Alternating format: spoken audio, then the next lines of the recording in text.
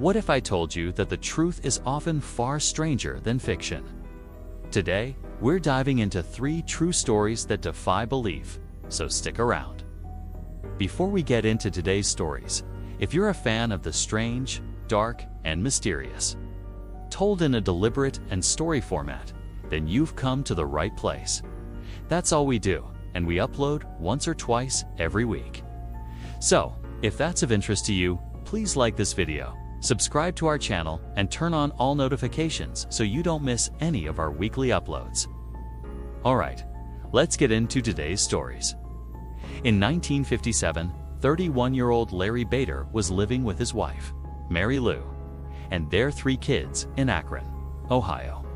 Larry was a good father and a good husband, but he was a terrible businessman. Over the past several years, he had launched multiple new business ventures, and they had all failed, throwing the family into fairly significant debt.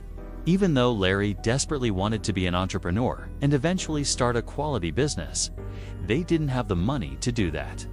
So, he had to take a job just to pay the bills. The job he got was a cookware salesman for a local company, and it did pay the bills, but it did not make Larry happy. On the weekends, when Larry was not working, and if it was okay with his wife, he would disappear and go fishing on Lake Erie, about an hour north of where they lived. This was his way of disconnecting from reality and his somewhat crappy life. On Friday, March 15th, Larry approached his wife and said, "Hey, I'd like to head up to Lake Erie and go fishing for the weekend." She replied, "I have the kids, it's fine, you can go do that, but I heard the weather was going to be really bad." "Are you sure that's such a good idea?" Larry told her, "Don't worry about it. They always hype up these storms. They're never a big deal. I'll be fine." He kissed his wife and kids, grabbed his stuff, hopped in his truck, and left for Lake Erie. That night, Lake Erie was hit with a massive thunderstorm, way bigger than the news was predicting. The following morning, the Coast Guard discovered Larry's boat floating around on Lake Erie. There was minor damage to it, and it was missing an oar and Larry. Larry was nowhere to be found. A search was launched for him, but he was never found and was eventually declared dead. Even though the family did not have Larry's body, they held a funeral for him, and his wife was able to cash his life insurance policy, which was enough to pay for her and the kids. 8 years later, in 1965, Larry Bader's niece, a 21-year-old woman named Suzanne Pica, was in Chicago at a sporting goods show with a friend. As they walked through the exhibits, they noticed a fairly large group of people gathered around one particular display. She and her friend walked over and pushed their way through. In the middle of the group was a man with an eye patch and a big mustache, doing an archery demonstration. He was shooting arrows into a target about 30 feet away. Suzanne and her friend watched for a couple of minutes and saw why he was attracting a big crowd. He was an incredible archer, hitting the bullseye repeatedly. As they continued to watch him, Suzanne's friend noticed something unique about him. He eventually turned to Suzanne and said, "Hey, doesn't this guy look exactly like your uncle who went missing on Lake Erie?" Suzanne was surprised to hear him talking about her missing uncle. But she looked at the man and suddenly saw it too. He was a spitting image of Larry Bader, her uncle, though this guy had an eye patch and a mustache. Even with that, he looked exactly like Larry. As Suzanne watched him, she thought, Larry was known for being this incredible archer, and here this guy is, who looks just like him. And he's an incredible archer. After the demonstration, Suzanne and her friend ran over to the man with the eye patch. Suzanne said to him, "Hey, I know this sounds totally crazy, but you look exactly like my uncle, Larry Bader, who went missing on Lake Erie 8 years ago." The guy heard her, smiled, and said, "I'm sorry. I don't know Larry Bader. My name is John Johnson, but people call me Fritz. I'm sorry, I don't know who your uncle is. I can't help you." Suzanne, however, was becoming more and more convinced this was Larry Bader, despite the fact that this guy was saying he was not. She said to him, "No, you are Larry Bader. I'm positive. You're my uncle." Fritz, being polite but firm, reiterated, "Look, I'm not your uncle. I don't know who Larry Bader is. I don't go to Lake Erie. I just don't understand why you think I'm him. I live in Omaha, Nebraska with my wife and my kids, and I'm on TV. I do sports journalism in Omaha, and I advise archery companies, so that's why I'm here. I don't know why you think I'm your uncle, but I'm not. I'm sorry. With that, Fritz turned around and walked away. After this discussion, Suzanne and her friend were not remotely deterred by what Fritz was saying. They were completely convinced this was Larry Bader. They ran to a phone, and Suzanne called her two other Uncles Larry Bader's brothers. She explained how she had met this guy who was the spitting image of their brother. They immediately hopped on a flight that night and flew to Chicago. The following morning, the two uncles, along with Suzanne and her friend, went back to the sporting goods show. They went over to the archery exhibit, and sure enough, there was Fritz doing his archery demonstration. As soon as there was a break, Suzanne, her friend, and the two uncles walked over. The two uncles, as soon as they saw this guy despite the eye patch and mustache, also said, "This is our brother." They approached him and said, "Look, we know you're saying you are not our brother. We don't know what's going on here, but you look exactly like our brother, and we have his military paperwork right here with fingerprints. Will you please just humor us and go to the police station with us and get fingerprinted? That way, you can prove you really are not our brother. Please, we've been looking for our brother for a long time. This would be a huge favor to us." Fritz was annoyed. He didn't want to do it, but he agreed. "Okay, fine. I'll go to the police station with you. I'll get my fingerprints taken, and we can put this behind us." That day, they left the sporting goods show and went to a police station where Fritz had his fingerprints taken. Afterward, the police told him, "You are Larry Bader." When Fritz heard this, he could not believe it. He literally did not believe he was Larry Bader. It wasn't like this revelation prompted new memories and he suddenly recalled it all. It was the opposite. Fritz immediately tried to rack his brain to figure out, is my whole life a lie? But there was nothing. All he had was a contiguous stretch of memories from when he was a very young child as Fritz Johnson all the way to the present. We now know that the bulk of his memories were not real. He was never a child named Fritz Johnson. He was Larry Bader and then became Fritz Johnson only 8 years earlier. The timeline of what happened to Larry Bader is rough at best, but as far as we understand it, Fritz Johnson showed up in Omaha, Nebraska, a couple of days or months after Larry Bader went missing on Lake Erie. When Fritz showed up, he walked into a restaurant and asked for a job. He provided documentation that showed he was, in fact, Fritz Johnson, and nobody thought anything of it. He was completely normal. There was nothing unusual about his behavior, and over time, Fritz just kind of threaded himself into the Omaha community. He got married, had a child, and adopted another child. He left his job as a bartender at a restaurant and eventually got this amazing job as a sports TV broadcaster for their local channel. He was like a minor celebrity in Omaha. Everybody recognized him. "Oh, there's Fritz Johnson. He's on TV. Hey Fritz, how you doing?" He had a full-blown life, but as soon as the news broke that he was not Fritz Johnson, but Larry Bader, the TV station he worked for fired him. His second wife left him because in reality, he was still legally married to his first wife, and so his marriage to his second wife was never actually real to begin with. She left him. Also, because Larry Bader was no longer dead, the insurance company that had paid out all that money to his first wife as part of his life insurance policy demanded that he repay them.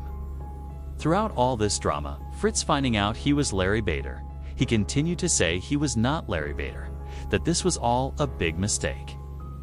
He just could not understand how this could have happened. None of it made sense. Eventually, a team of experts, doctors, psychologists, you name it, came out to Omaha and ran Fritz, aka Larry Bader, through a battery of tests over almost 2 weeks. At the end of all their testing, they concluded that 1. Fritz definitely was Larry Bader, so there was no debate there. He was Larry Bader. 2. He was almost certainly suffering from an extreme case of amnesia, which is memory loss. The doctors and experts had no idea how he developed this case of amnesia. Of course, Fritz, he too had no idea how he developed this case of amnesia.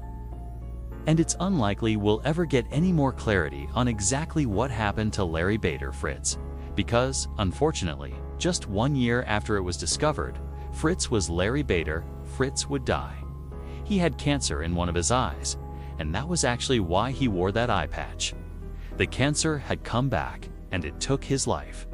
Today, his case is considered to be one of the most believable and baffling cases of amnesia on record, just outside of the popular tourist town of in northern Colombia lies this thick, green jungle.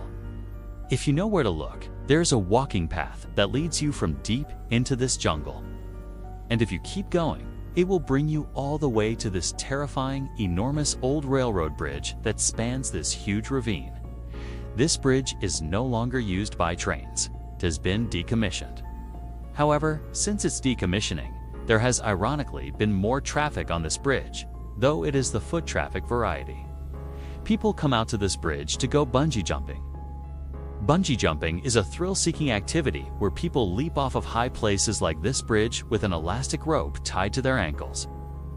This rope has been very carefully measured so that when it is fully stretched out, it ensures whoever has jumped will still not impact the ground.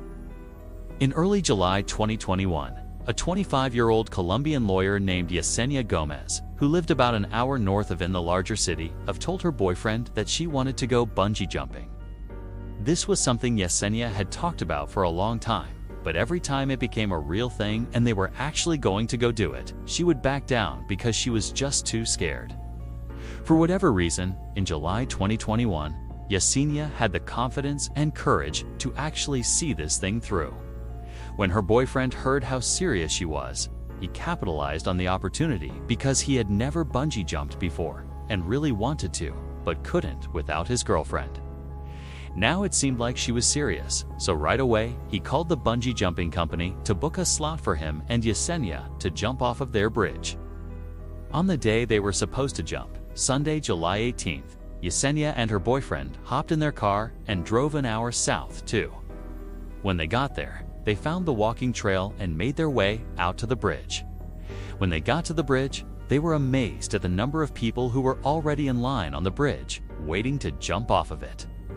They knew this was a popular spot, but perhaps they didn't realize just how popular it was. Yesenia and her boyfriend got in line behind the nearly 100 other jumpers ahead of them and proceeded to wait. Over the next several hours, Yesenia and her boyfriend had front row seats to all the jumpers ahead of them, leaping off the bridge. It seems like Yesenia, in her mind, believed she would arrive at this bridge and very quickly she and her boyfriend would leap off and it would be great and so much fun. But now they had been forced to wait for a really long time, and this whole time they were watching other people jump, and Yesenia was starting to panic. Suddenly, bungee jumping looked terrifying. It did not look like something she wanted to do, and so she was beginning to second-guess her decision. Her boyfriend tried to calm her down, telling her it's totally safe. Look at all these people who have jumped. They're all fine. They're all smiling. They're so happy. You're going to be so proud of yourself. But despite his best efforts, Yesenia just could not calm down. However, she did tell her boyfriend that she wasn't about to back down. She was going to go through with this. Several hours went by in this totally high-stress, anxious waiting period. Finally, Yesenia and her boyfriend reached the front of the line, at which point the staff members, who had been doing this all day long, signaled the two to step forward and get their harnesses on. Yesenia and her boyfriend made their way to the edge of the platform, looking out over this ravine. The staff members put on their harnesses and got them ready. The whole time, Yesenia was starting to get tunnel vision. Her heart was racing. She was totally panicked. She didn't think this was fun at all. She just wanted to get this over with. At some point, one of the staff members finally said, "Okay, jump." So Yesenia jumped. Except, it would turn out Yesenia had made a mistake. That staff member who had said, "Okay, jump," was talking to her boyfriend, not Yesenia. Yesenia, in her totally panicked state, had just not understood and had leaped, believing they were telling her to jump. However, the staff members had only put her harness on. They had not attached the actual elastic rope to her ankles. So, when Yesenia jumped, there was nothing stopping her from smashing into the ground. As soon as she leaped off the bridge, her boyfriend ripped off all of his gear, ran down the bridge, leaped over the railing, and ran down the hillside all the way to the bottom of this ravine. But when he finally got to his girlfriend, it was already too late. She was already gone. It would later be determined Yesenia did not die from impacting the ground. She actually died from a heart attack she suffered on the fall down, which means she must have realized after she jumped that she jumped too early, that she did not have the bungee cord attached to her legs, and so literally the fear of what was about to happen to her killed her. In early 1974, 31-year-old Michael Taylor was living happily with his wife, Christine, and their 5 children in Ossett, a small town in central England. Michael was described as a great father and a great husband who had an excellent sense of humor. In fact, neighbors would often say you could hear the sound of Michael laughing or the sound of him telling jokes to his family whenever they walked past the Taylor household. But in April of that year, everything changed for the Taylor family. Michael had been doing some home repairs when he fell off a ladder and hurt his back. The injury itself was fairly minor, but it resulted in chronic pain, and this chronic pain quickly changed how Michael behaved. Michael went from being this cheerful, funny, happy guy to being sad and depressed, and he was so irritable that his family could barely be around him because he would lash out at them. The Taylor family was not a religious family. However, most families who lived in Ossett at that time were. When one of Michael's friends found out about how poorly Michael was doing, they approached him and said, "You know, you really ought to turn to religion for help and guidance in this difficult time." They also told him specifically that he ought to check out this one particular Christian group. It was called the Christian Fellowship Group. And all it was a prayer group for Christians who wanted more religious support beyond just going to church on Sundays. But this friend of Michael's told him that the real draw of this group was the group's leader. Her name was Marie Robinson, and she was this 21-year-old, extremely friendly, energetic, and charismatic person who just had this incredible way of making all of her members really feel like they belonged. So Michael's friend was telling him that he really thought Marie could be the difference maker for him, that she could help him get back to normal. Michael, who trusted this friend and didn't have much to lose at this point, he was already at rock bottom, agreed to go check out the group. On September 12th of that year, Michael made his way to the church where this fellowship group was held. He went inside and made his way to one of the back rooms in the church. When he went inside, he saw a ring of about 20 people sitting in a circle. As soon as they saw Michael coming in the room, they all stood up and opened their arms, saying, "Come on, come sit down with us. Welcome, welcome to the group." Then, the woman who had to be Marie stood up, looked at Michael with a huge smile on her face, and encouraged him to come over and sit right next to her. "Welcome, we'd love to have you join our group." For the first time in ages, Michael was smiling as he strode across the room and sat down right next to Marie, as Marie began to lead the group in prayer. Michael did not feel his chronic pain. He just felt happy again. But when the meeting was over and Michael went back home, the pain and depression came flooding back. It was like the only place he could be happy was inside of the church at this fellowship group. Over the next couple of weeks, Michael completely prioritized this group. He went to all of their meetings, and over the course of these couple of weeks, Michael became very close with Marie. And apparently, Marie became very close with Michael, to the point where the two of them would stay after the meetings were over and sequester themselves in quiet prayer. No one knew what they did in there, but it just seemed like they were developing a real relationship. In fact, many people in this group suspected they were having an affair. And before long, the rumors in the church had spread outside and were all over Ossett. Before long, Christine, Michael's wife, was hearing from a friend or a neighbor that apparently Michael was having an affair with Marie. Christine had already suspected her husband was having an affair with Marie, because Marie was the only thing Michael talked about when he got home. On October 1st of that year, it's only a couple of weeks after Michael had first attended this group. Christine waited until Michael had left the house to head out to one of the group meetings. Then, Christine hopped in her car and followed him to the church. When she got there, she parked her car, took a deep breath, and then got out. She made her way to the front doors of the church and stormed inside. She found the room where these meetings were held, barged in, pointed at her husband, and said, "I know you're having an affair with Marie, and you're going to admit it in front of this whole group." Michael, who was sitting with his back to his wife in one of the chairs, stood up. Instead of addressing his wife, who had accused him of infidelity, he turned and looked at Marie on the other side of the room. When Marie made eye contact with Michael, she screamed. She would later say Michael did not look human. He looked like a beast, and he had wild eyes. As Michael stood there, staring at Marie with this very aggressive face, he began speaking in tongues. Speaking in tongues is where the speaker will be saying or uttering words or sounds that sound like language, but the speaker doesn't know what they mean. The idea is some entity has come inside of their body, and this entity is dictating their speech. So Michael had broken out in tongues.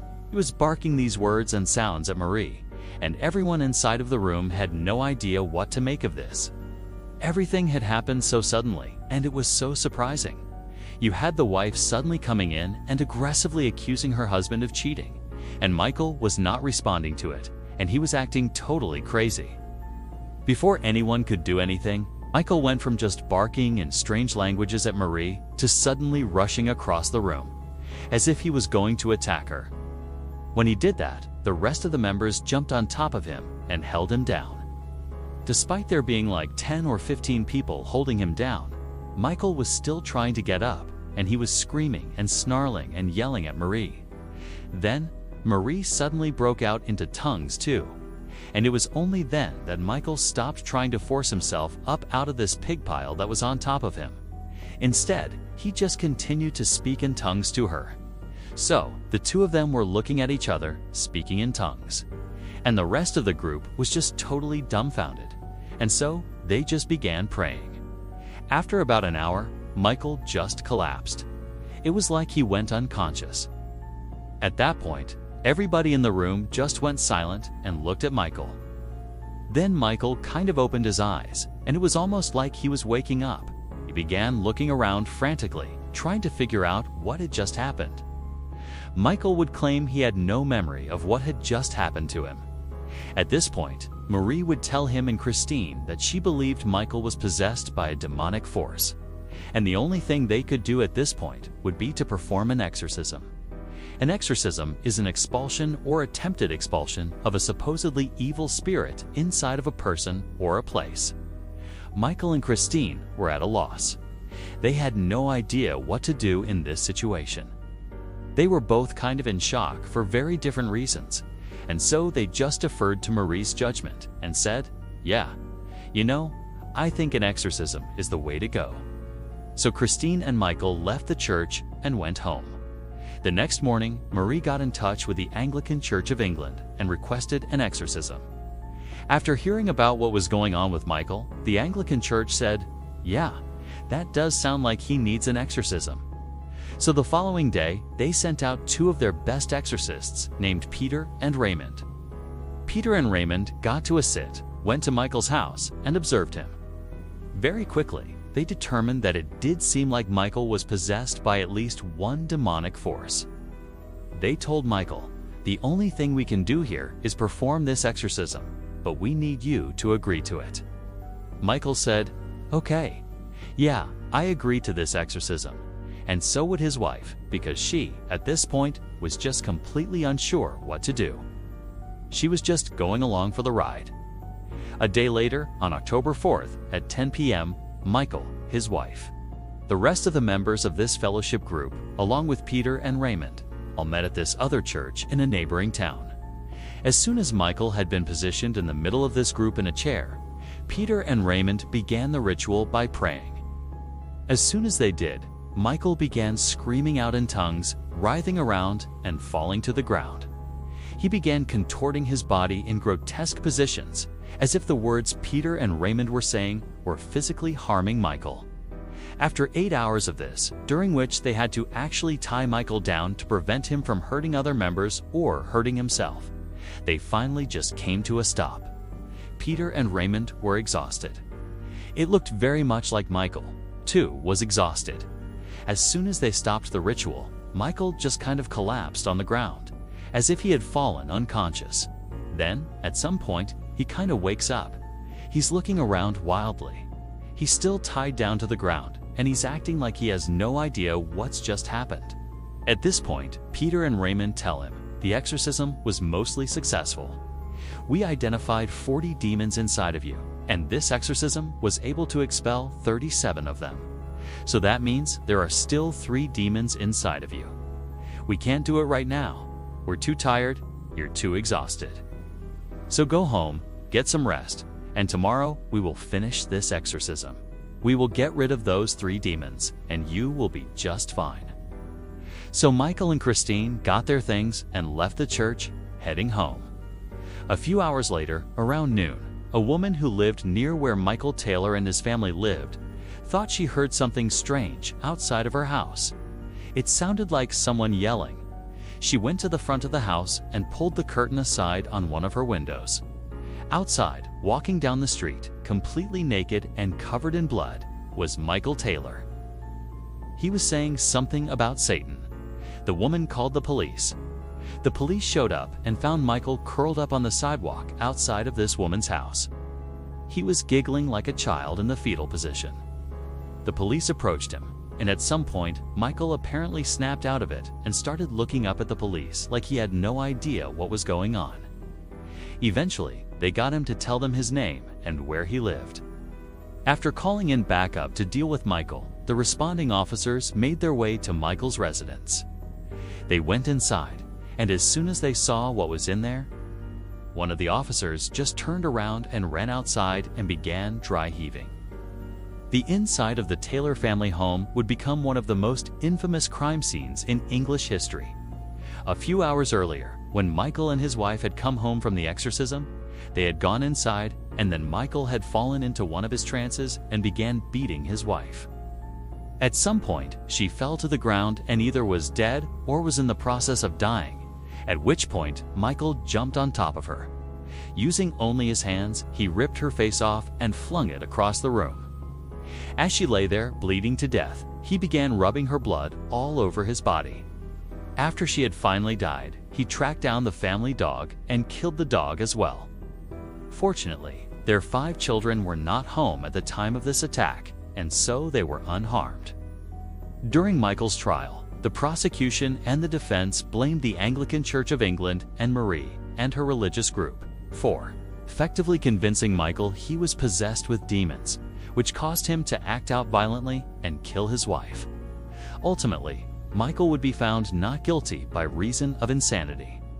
After only 4 years of psychiatric care, he was released, and today, he is still living free in Ossett.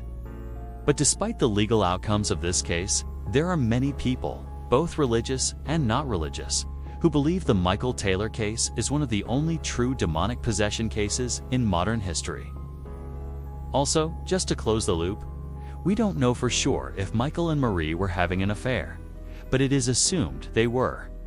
Well, that's it for today's stories. We hope you found them as strange, dark, and mysterious as we did.